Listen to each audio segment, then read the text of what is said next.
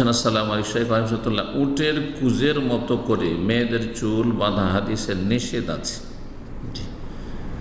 বাংলাদেশের একজন সালাফি শেখ বলছে বাসার ভিতরে চুল এমন করে বাঁধতে পারবে, বাহিরে বের হওয়া যাবে না। হ্যাঁ, ঠিকই বলেছে।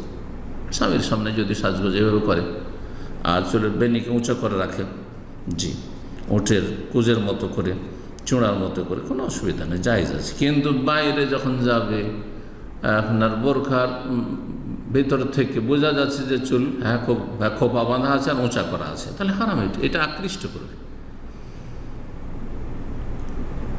বোরখার ভিতরে থাকলেও জায়েজ না, আর বিনা বোরখাতে শাড়ি পরে আছে অথবা সালোয়ার কামিজ পরে আছে, একটা হালকা ওড়না আছে, আর তাতে এভাবে চুল খোপা বেঁধে আছে উঁচা করে, যেটা স্পষ্ট বোঝা যাচ্ছে বাইরে, তাহলে হারাম, জায়েজ না।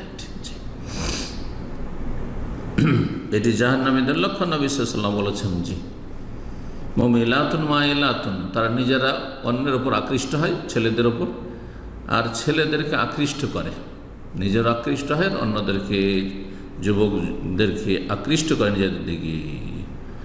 এরা জান্নাতের সুগন্ধি পর্যন্ত পাবে না, জান্নাতে প্রবেশ করবে লা ইয়াদখুলুল জান্নাতা ওয়া লা ইয়াজিদুনা রিহাহা, সহিহ মুসলিমের হাদিস।